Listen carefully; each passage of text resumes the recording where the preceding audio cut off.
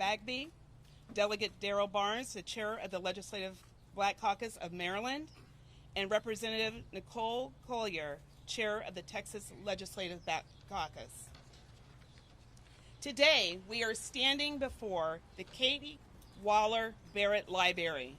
Nearly 82 years ago, in 1939, a 26-year-old attorney, Samuel Tucker, with 4 other black men, entered the library and requested a library card individually. As each individually was denied, the person took a book and sat down and read. They were all arrested, and that is typically known as the first sit-down demonstration in this nation's history. It is important that we are here today, and it is justice that we are here, because those 4 men all sat down so we could today stand up. Unfortunately, in the South and across this nation, Jim Crow laws on voting are rearing its ugly head. Restricting the sacred franchise of the vote from Americans is unjust, unconstitutional, and will not be tolerated. They are an affront to the concept of democracy and the freedom that so many like to talk about, but refuse to respect. I am proud of the work that we have done in Virginia to expand access to the ballot, from no-excuse absentee voting, making Election Day a holiday, making drop boxes available for voters, and the Voting Rights Act that was introduced by 2 legislators who you will hear from later. And we are on the way of extending voting rights to those who have been convicted of a felony and have paid their debt to society. Virginia has moved from the ranked 49th in the nation for voting to number 12. We, all of us, stand in solidarity with our Texas brothers and sisters and want to help them fight against restrictive proposals. We know that when democracy thrives, our economy thrives, our schools thrive, and most importantly, our children thrive. This is a time for those who believe in the promise of our nation to stand up to voting restrictions. And with that, it is my honor to introduce Senator Jennifer McClellan, one of the sponsors of the Virginia Voting Rights Act. Thank you, Leader Herring, and thank you all for being here this afternoon. It is important that we stand in the shadow of our history because our history has shaped the road that led us here. As chair of Virginia's Dr. Martin Luther King Jr. Memorial Commission, I am here in the spirit of Dr. King as we all fight for the beloved community that he fought for.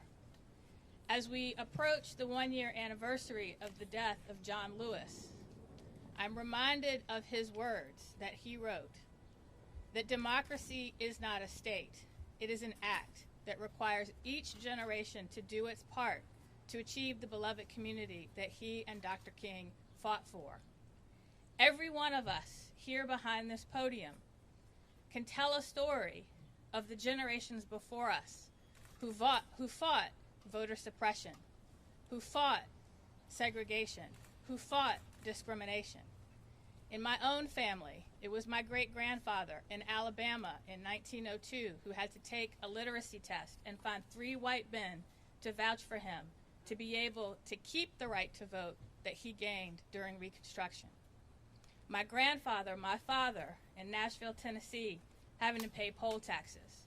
My mother, my grandmother, my great-grandmother not being able to vote until the Federal Voting Rights Act passed.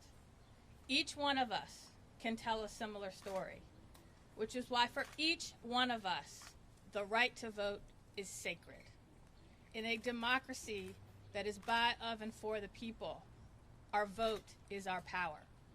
And this is not the first time when Black people and communities of color have gained political, social, and economic power that we have seen efforts to take that power away by taking away the vote, by putting up lies and propaganda, and by putting in place violence and terror. We have seen it, whether it's January 6th or the rash of laws that are being introduced around this country. We are here to say No. In Virginia and Maryland, we are leading the way to proactively protect the right to vote. And we are here with our brothers and sisters in Texas and throughout the rest of the country to say we will not let you roll it back, which is why I was proud to sponsor with Delegate Marcia Price the Voting Rights Act of Virginia, and I'm proud to introduce Delegate Price right now.